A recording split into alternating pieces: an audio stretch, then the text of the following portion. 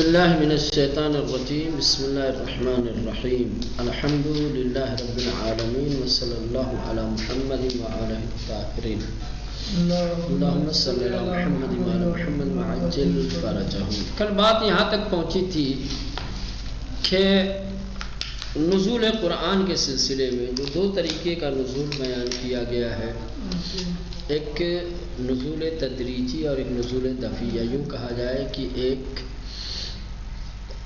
یہ کہ شب قدر میں قرآن نازل ہوا ہے، دوسری بات یہ ہے کہ ہم نے دیکھا کہ 23 سال رسول خدا کی جو رسالت کی زندگی تھی اس میں تھوڑا تھوڑا کر کے قرآن نازل ہوا۔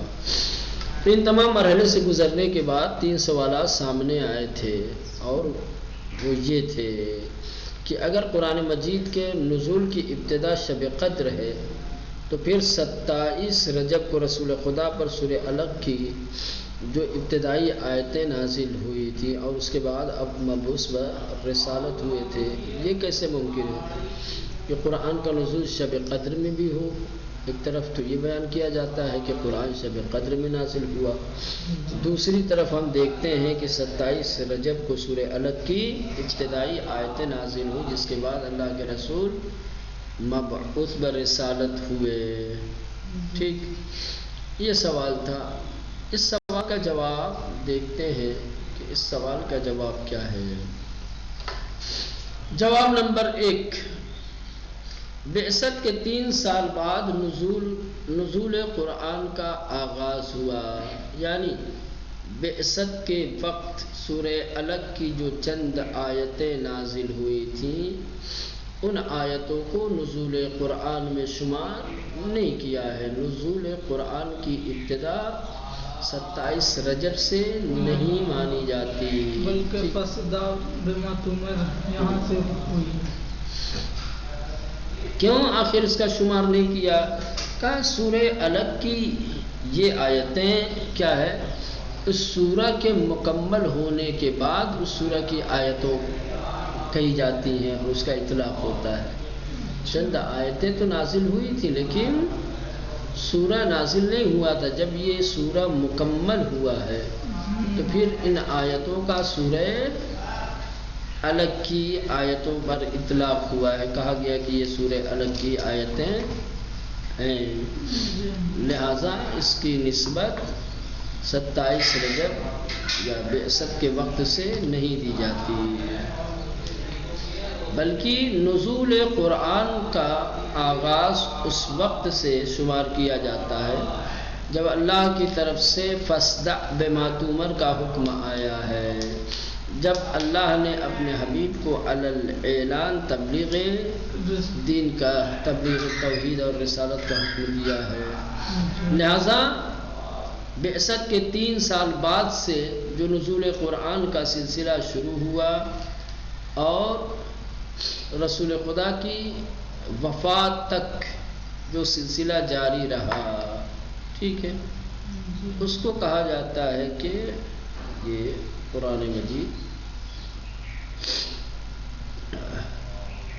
کا نزول جو ہے، یعنی نسبت دیتے ہیں شب قدر کی طرف، یا جو تدریجی والا ہے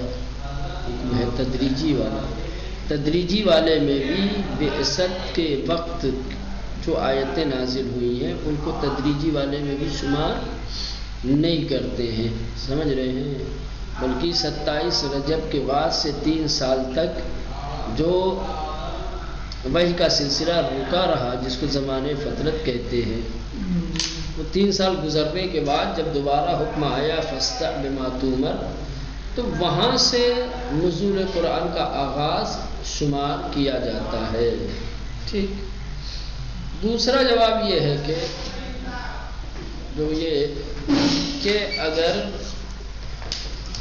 سورہ علق کی آیتیں سب سے پہلے نازل ہوئی ہیں تو پھر سورہ الحمد کو فاتحۃ الکتاب کیوں کہا جاتا ہے؟ سورہ علق کو کہنا چاہیے تھا لیکن سورہ حمد کو کہا جاتا ہے۔ کہہ رہے ہیں کہ پیغمبر کے زمانے میں سورہ حمد پر فاتحۃ الکتاب کا اطلاق ہوتا تھا، تو اس کی وجہ یہ تھی کہ حضور پر نازل ہونے والا سب سے پہلا مکمل سورہ کیا سورہ الحمد،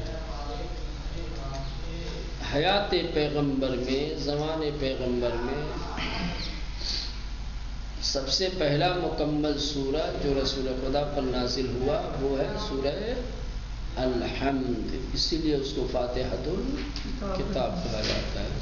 اس کے علاوہ بعض روایات سے یہ بھی پتہ چلتا ہے بعثت کے پہلے ہی دن جبریل نے رسول خدا کو اسلامی دستور العمل کے مطابق وضو اور نماز کا طریقہ بتایا، اور چونکہ لا صلاۃ الا بفاتحۃ الکتاب یعنی سورہ حمد کے بغیر نماز ہو ہی نہیں سکتی۔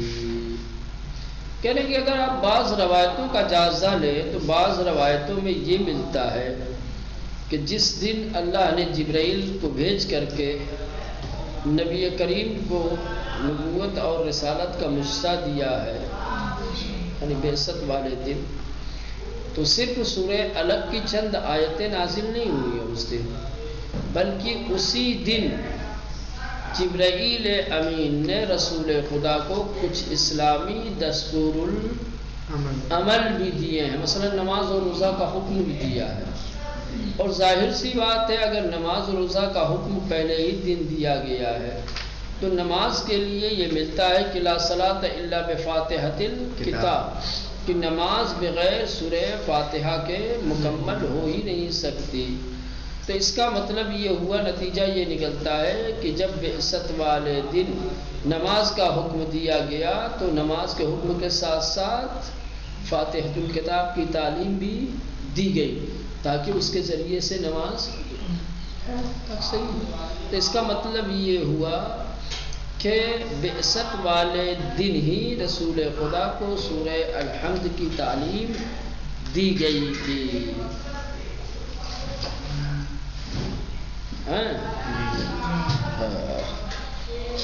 بس اگر یہ ثابت ہو جائے روایتوں کے ذریعے سے کہ واقعی ایسا ہے تو اس میں بالکل بحث کرنے کی ضرورت ہی نہیں ہے، کوئی ہے کہ نہیں۔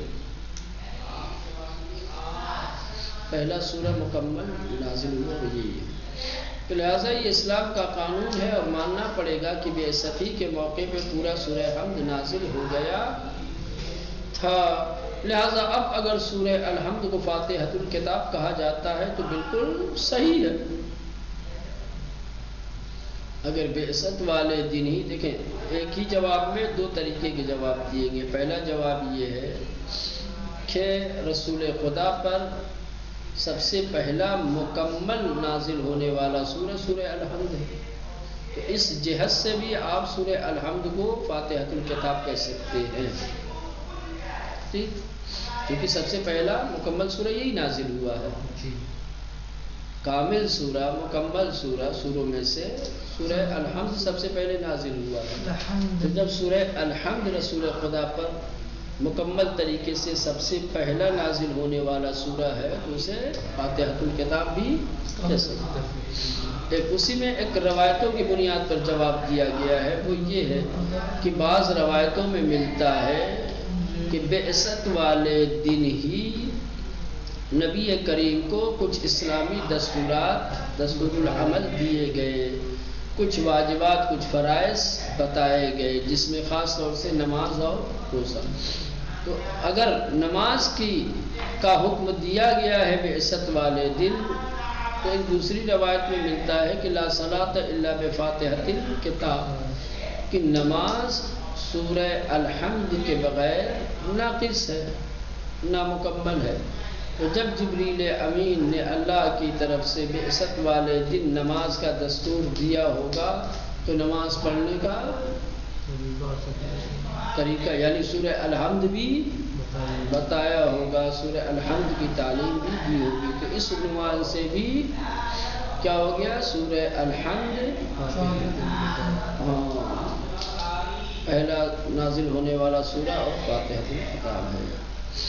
جواب نمبر 3، تیسرا جواب، ٹھیک، تیسرا سوال کیا تھا؟ تیسرا سوال یہ تھا کہ 20 سال کے عرصے میں مختلف حالات میں آہستہ آہستہ نازل ہوا ہے. ٹھیک. ظاہری اعتراض کے پیش نظر اس سوال کے جواب میں بہت سے اقوال مختلف نظریات بیان ہوئے ہیں، جن میں سے کچھ ملاحظہ فرمایا ہے. یعنی وہاں جو اعتراض کیا گیا ہے، جو سوال اٹھایا گیا ہے کہ ایک طرف کہا جاتا ہے کہ قرآن شب قدر میں نازل ہوا، ٹھیک، جبکہ ہم دیکھتے ہیں کہ نبی کریم کے 20 سال کی جو زندگی ہے، 23 سال میں سے 3 سال اگر فطرت کے نکال دیں تو 20 سال میں ہم نے دیکھا کہ تھوڑا تھوڑا کر کے قرآن مجید نازل ہوا ہے. تو یہ تضاد اور یہ ناسازگار باتیں کہ ایک طرف شب قدر میں پورے قرآن کے نازل ہونے کی بات، دوسری طرف 20 سال میں قرآن کے نازل ہونے کی بات، کون سی صحیح ہے؟ اس کو مانا جائے. بالآخر قرآن کا نزول کون سا ہے؟ نزول تدریجی ہے یا نزول تفریعی ہے؟ کیا ہے؟ اسی اعتراض کا اور اسی سوال کا جواب کہہ رہے کہ اس کا جواب الگ الگ طریقے سے دیا گیا ہے، الگ الگ نظریات بیان کیے گئے ہیں اس جواب میں. اس سوال کے جواب میں الگ الگ نظریات بیان ہوئے ہیں. پہلا نظریہ کیا ہے؟ کہہ رہے ہیں کہ پورا قرآن شب قدر میں نازل نہیں ہوا، بلکہ نزول قرآن کا آغاز شب قدر سے ہوا ہے، جیسا کہ اس آیت سے بخوبی اندازہ ہوتا ہے. شہر رمضان الذی انزل فیہ القرآن.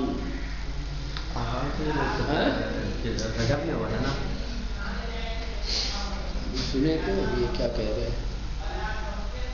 نظریہ تو معلوم کرنے ان کا نظریہ کیا ہے.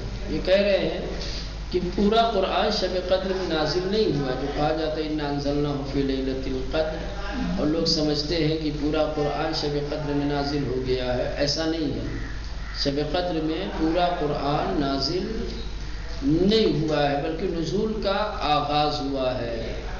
اور دلیل میں یہ آیت پیش کرتے ہیں سورہ بقرہ کی آیت نمبر 185، شہر رمضان الذی انزل فیہ القرآن. اب سوال یہ ہوتا ہے کہ اس آیت کریمہ میں تو قرآن کے نزول کی بات کی گئی ہے. کہہ رہے ہیں کہ لفظ قرآن کیا ہے؟ مجموعہ قرآن پہ دلالت نہیں کرتا، کہ پورے قرآن کے لیے نہیں ہے، بلکہ جزء قرآن کے لیے ہے.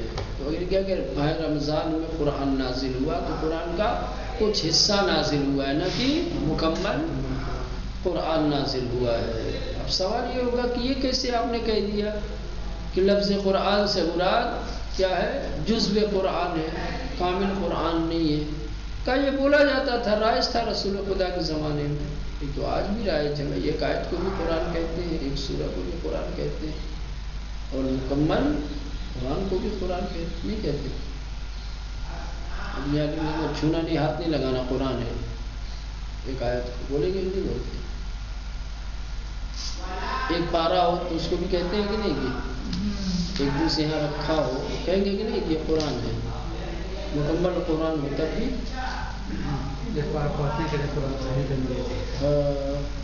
تو یہ پہلا نظریہ اس سلسلے میں نزول دفعی اور تدریجی کے بارے میں کہہ رہے ہیں کہ پورا قرآن شب قدر میں نازل نہیں ہوا ہے، بلکہ شب قدر میں نزول قرآن کا آغاز ہوا ہے. دلیل یہ سورہ مبارک بقرہ کی آیت نمبر 185، شہر رمضان الذی انزل فیہ القرآن، کہ ماہ رمضان وہ مہینہ ہے جس میں قرآن نازل کیا گیا. کہتے ہیں کہ اکثر محققین نے اسی نظریے کو اپنایا، اس لیے کہ نزول قرآن کے زمانے کے لوگ لفظ قرآن سے پورا قرآن نہیں سمجھتے تھے، اور جس وقت قرآن نازل ہو رہا تھا زمانے نزول قرآن میں لفظ قرآن سے لوگ پورا قرآن نہیں سمجھتے تھے. تو اگر آیت میں بات کی گئی ہے قرآن کے نازل ہونے کی تو اس سے مراد کیا ہے؟ قرآن کی کچھ آیتیں ہیں، نہ کہ مکمل قرآن. اور لفظ قرآن جو کہا گیا ہے وہ اس لیے کہ یہ رائج تھا. کیا ہے؟ رائج تھا. لوگ قرآن سے مکمل قرآن ہی نہیں تھا تو کہاں سے مکمل قرآن سمجھیں گے؟ صحیح، اس کا وجود ہی نہیں ہے، اس کو سمجھے گا کہاں سے آدمی؟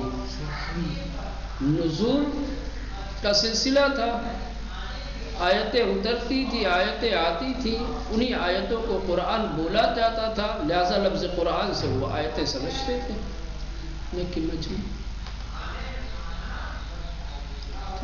تو ان کی دلیل یہی ہے کہ آیت میں شہر رمضان الذی انزل فیہ القرآن میں جو نزول قرآن کی بات کہی گئی ہے تو یہ مکمل قرآن کے نزول کی بات نہیں ہے، بلکہ قرآن کے کچھ آیتوں کے نزول کی بات ہے، ٹھیک، کیونکہ زمانے نزول ہے، زمانے نزول میں لفظ قرآن سے کیا ہے چند آیت ہی سمجھی جاتی تھی نا کہ پورا قرآن۔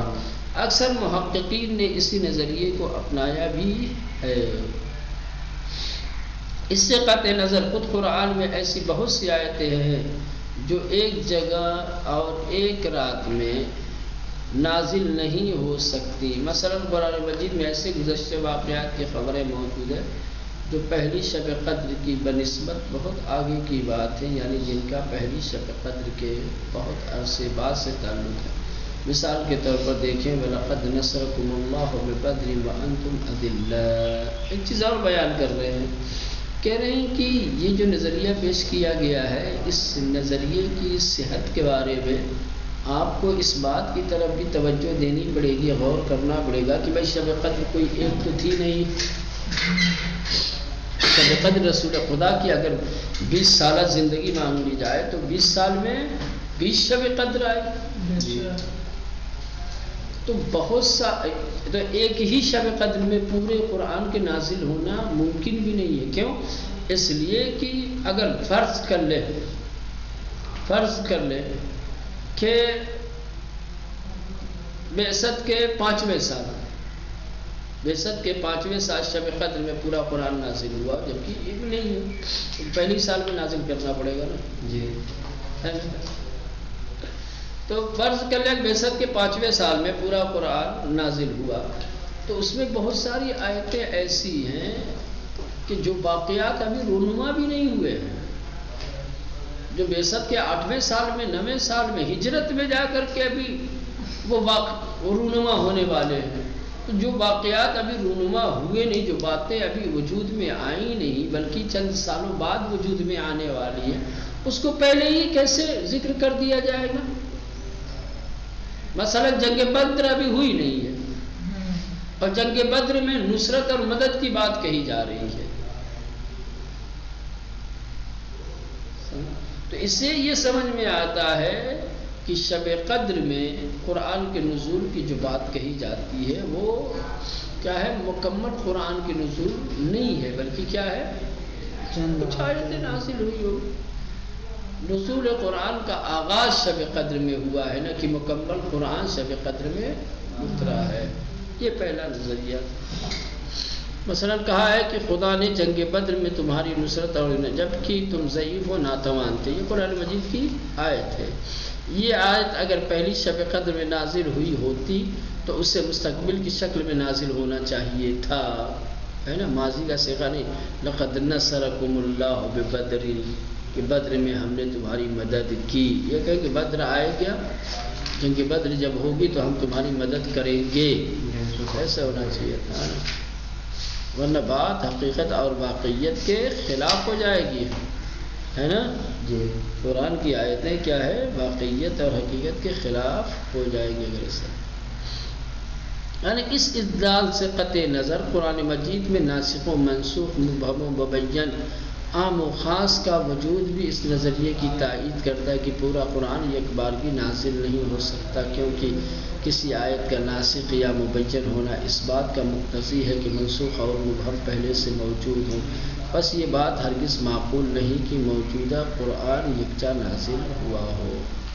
کہہ رہے ہم نے جو دلیلیں دی ہے قرآن کے شب قدر میں نزول کے آغاز ہونے کے سلسلے میں، اس کو اگر قطع نظر کیا جائے تو آپ یہ دیکھیں کہ قرآن مجید میں آیتیں ایک جیسی تو ہیں نہیں، ناسخ منسوخ ہے، ٹھیک ہے، مبہم ہے، مبین ہے، عام و خاص ہے۔ کیا یہ ممکن ہے کہ یہ تمام آیتیں یکجا نازل ہو جائیں؟ نہ، ان چیزوں کا ہونا قرآن مجید میں ناسخ و منسوخ کا، مبہم مبین کا، عام و خاص کا ہونا، یہ اس بات کا مقتضی ہے کہ پہلے سے قرآن میں کوئی آیت منسوخ ہو، پھر بعد میں دوسری آیت آئے جو اسے نسخ کرے۔ پہلے سے کوئی ایک آیت عام ہو، پھر بعد میں ایک دوسری آیت آئے اور اس کی عمومیت کو ختم کر کے اس کو خاص بنائے۔ ٹھیک ہے، پہلے سے ایک کوئی آیت ہو جو مبہم ہو، پھر دوسری آیت آئے اور آ کر کے اسے مبین بنائے۔ تو اس طریقے سے ممکن نہیں ہے۔ قرآن مجید میں بہت ساری آیتیں ہیں جو یہ عنوان رکھتی ہیں، مثلا ناسخ منسوخ ہے، مبین ہے، مبہم ہے، سمجھ رہے ہیں؟ تو آیتوں کا اس طریقے کا ہونا یہ خود اس بات کا مقتضی ہے کہ قرآن یکجا نازل نہ ہو، بلکہ تھوڑا تھوڑا کر کے نازل ہو۔ سمجھ رہے ہیں؟ تو اس سے بھی پتہ چلتا ہے۔ اب یہاں سے دوسرا نظریہ، ٹھیک چلے، اب دوسرا نظریہ دیکھا جائے گا بعد میں۔